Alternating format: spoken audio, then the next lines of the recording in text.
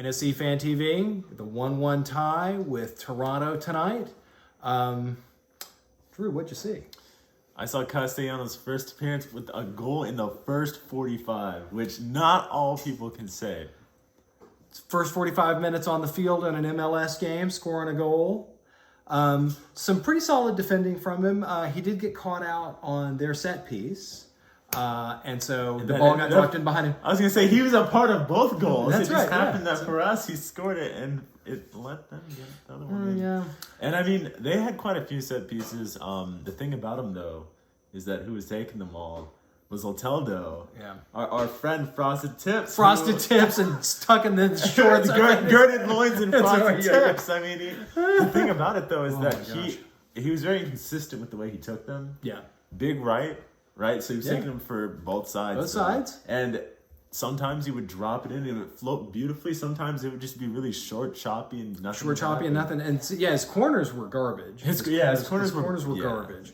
But you know, one of the ways that we got caught out was that, they really showed it on the replay. We watched it on television, which again, terrible editing with the boo. Can't keep up with what's going on the field because constantly switching back and forth. But they were able to show that Bradley was holding the ball and put it on the ground, and Soteldo hit it immediately. And so that was kind of the way that we got caught out. So we have to kind of be aware of that. But in some ways, it's just sort of part of the canniness that Michael Bradley brings to the game. I mean, he's a solid, experienced, smart player who's sort of seen the game from many places. When he's playing for red, white, and blue, I'm like, great. But when he's playing for Toronto, I'm like, boo. And the thing about it, he was getting booed last game at home for us. Yeah. I still don't know why. If anyone knows why, I'd love to hear. I think that it's just somebody that they knew, and they're just yelling at him. And your daddy's not the coach anymore. Not the coach. And every time, no one stepped to him. Bradley was able to control the midfield, even though he's playing a defensive role. He's really a 4. But he's controlling the midfield. They gave him so much space in there. Yeah. So the forwards. So it required our first game defender to score a goal. Where were the forwards at tonight? Sapong burned all of his energy running at people for the first 45. Yeah. By the end of the first half, I thought he needs to come out already. He's exhausted. He looked tired by 60, didn't he? Mukhtar, I think he looked good overall. In some ways, I kind of hoped, despite the fact that we probably should have won this game. Yeah. This was a game that, in some ways, if we looked at the schedule, we said, look, if we're going to pick up 3 points in these next 3 games, this is the place where we're going to get it. So I would understand playing Mukhtar for 90. But on the other hand, if we want to try to be in any of these other games, I'd like to have Haney be fresh for them. But I wonder if that's the part of the long-term goal here. Well, the thing, too, you're right, though. The schedule is pretty packed. So Wednesday, we're going to be up against Revolution. So, I mean, that's going to be rough, maybe. Who knows? But it's 3 days after today. So it's very quick. And I think it's probably better to rotate players like him that you want in top shape for a game like that. Right. So maybe we saw Cadiz and Loba for about 20 minutes tonight, and Will for a bit longer. Will for a little bit longer, and I think that they had a pretty solid and lots of great passes in the front and some really positive play. I really wish that I could see more consistent play from Alex.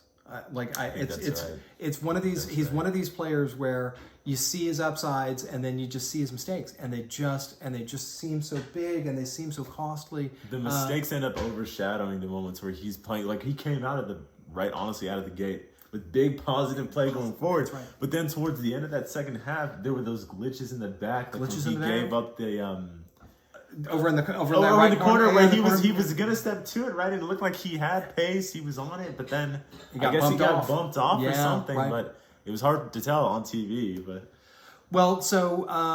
another good game, I think, from Willis. Covered a lot. Didn't have to make too many saves in the end.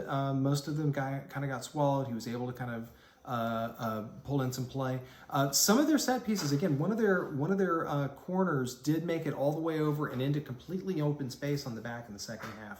Nobody was there, right. and so again, some some frightening moments. Really would like to see some more organization in the back. Maybe it's a Zimmerman's not being there issue. Maybe it's Castellanos playing in the center back. Yeah, and just not taking charge. Yeah. I don't know, but there was some disorganization in the back that was concerning. One more thing though, so we talked about the back and the disorganization. Honestly, Yes. there the forwards with us thinking maybe we were keeping Mukhtar fresh for the game against New England.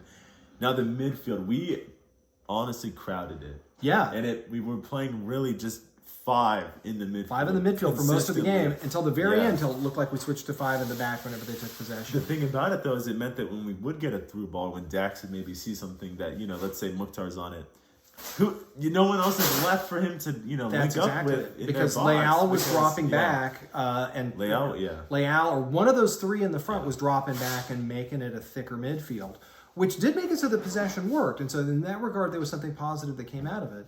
But then it was a 4v2. It was 4v2. Whenever we had I was gonna say it'd be like Mukhtar and maybe you'd have Sapong, and that would be it. and then be doubled up, or because they played their 3-4-3. Honestly, countered our formation. Yeah.